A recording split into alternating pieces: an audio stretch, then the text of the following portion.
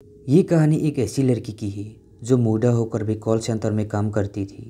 तो आइए कहानी के बारे में जानते हैं। ये बात गुड़गांव के एक इलाके की है जो अब बदल कर गुरुग्राम हो चुका है। 80 के दशक में गुड़गांव बहुत ही वीरान और सुनसान हुआ करता था। बहुत ही कम लोग वहाँ रहा करते थे। अब ये इलाका हर एक कंपनी के लिए बहुत अच्छा था। इसी के दौरान यहाँ पर एक कॉल सेंटर का निर्माण हुआ जिसमें बहुत से लोग काम करते थे। इस कॉल सेंटर में एक लड़की काम करती थी जिसका नाम रोज था।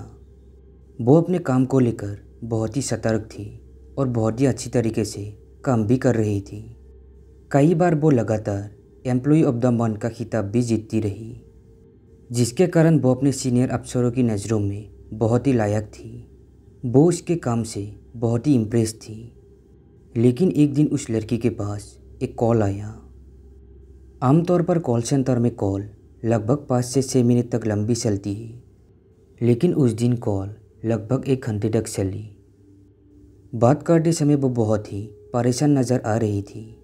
उसकी टीम लीडर ने सोचा कि मसला काफ़ी गंभीर होगा, इसलिए उसने इस ओर ध्यान नहीं दिया। लेकिन बात ख़त्म होने पर उसका रवैया बिल्कुल ही बदल गया। वो परेशान हो गई और अपना बैग उठाकर वहाँ से चली गई। उसकी टीम लीडर को कुछ समझ में नहीं आ रहा था कि वो आखिर चली क्यों गई। जानने के लिए उसने उसके आसपास के एम्प्लॉय से पूछताछ की तो उन्होंने जवाब दिया कि उसने सिर्फ इतना कहा कि मैं घर जा रही हूँ और वो चली गई। टीम लीडर ने सोचा कि मुझे उस नंबर की जांच करनी चाहिए जिससे कॉल आई थी। लेकिन जब उसने ये देखा तो उसे बहुत बड़ा झटका लगा कि वो फ़ोन पर बात कर रही थी लेकिन सामने से कोई कॉल नहीं आया। उसने इस बात को ज़्यादा गंभीरता से नहीं लिया।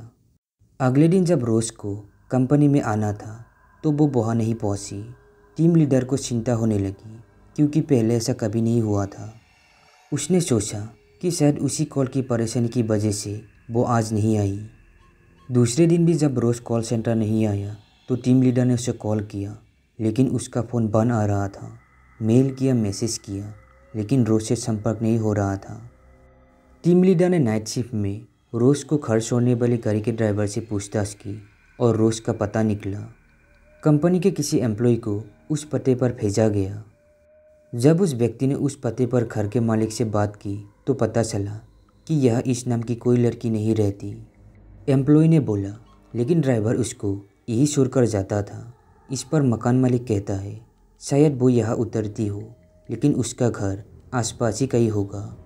पता करने पर वह रोज का कुछ पता नहीं चला। एम्प्लॉय ने ये खबर अपने बड़े अफसरों को बताई। उन्होंने सोचा कि शायद किसी प्राइवेसी के कारण रोज ने अपना पता सही से नहीं दिया हो। लेकिन कुछ दिनों बाद रोज का पता कंपनी द्वारा निकाल लिया गया। दोबारा उस पते पर कंपनी ने अपने एम्प्लॉय को भेजा। कंपनी द्वारा भेजे गए व्यक्ति उसके घर पहुंचा और रोज के माँ बाप से मिला। उसने रोज के बारे में पूछताछ की और कहा कि वो कई दिनों से ऑफिस नहीं आ रही है। उसके माँ बाप ने कहा कि कब से नहीं आ रही है। तभी एम्प्लॉय ने कहा कि लगभग 15 दिन हो गए हैं। तभी उसके माँ बाप ने पूछा कि कितने दिनों से काम कर रही है। उस एम्प्लॉय ने जवाब दिया कि लगभग 2 साल हो गए हैं। लेकिन उसके बाद उसके माँ बाप ने जो जवाब दिया उसे सुनकर उसकी पैरों तले ज़मीन खिसक गई।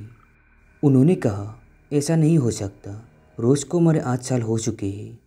एम्प्लॉय को लगा कि शायद वो गलत जगह आ गए हैं, लेकिन एम्प्लॉय ने माँ बाप को रोज की फ़ोटो दिखाई। माँ बाप ने कहा कि हाँ यही है। ये सुनने के बाद एम्प्लॉय को लगा कि माँ बाप झूठ नहीं बोल सकते।